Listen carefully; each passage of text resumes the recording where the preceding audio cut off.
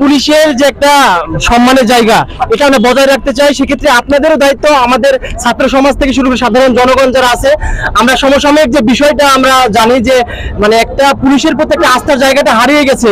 এটা যে কোনো কার্যকলাপের মধ্যে হোক, আমি ওটা যাচ্ছি না, কিন্তু আমরা চাই আপনাদের মানে একটা আস্থার জায়গা যেন আমরা তৈরি করতে পারি, আপনাদেরকে সম্মান দেওয়ার জায়গা। সেক্ষেত্রে আপনাদের মাঝে একটা ওইরকম ভাগে একটা যেন আমাদের একটা প্রতিভা নিয়ে করবেন, এই আশা ব্যক্ত করছি। ধন্যবাদ।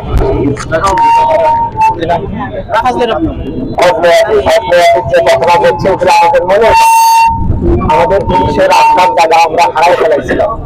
আমাদের যে তোমরা সবাই দেখছো পুলিশও কর্মবিরতি করছে।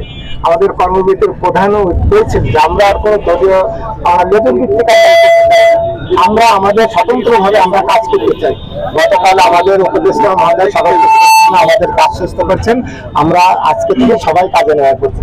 আমাদের পুলিশ আমরা চাই আমাদের ছাত্র জনতা এদের সহযোগিতায় আমরা যেন একদম নিরপেক্ষ বা খালি জনগণের সেবা দিতে পারি, এইরকম আমরা পুলিশ বাহিনী আমরা সেভাবে হতে চাই।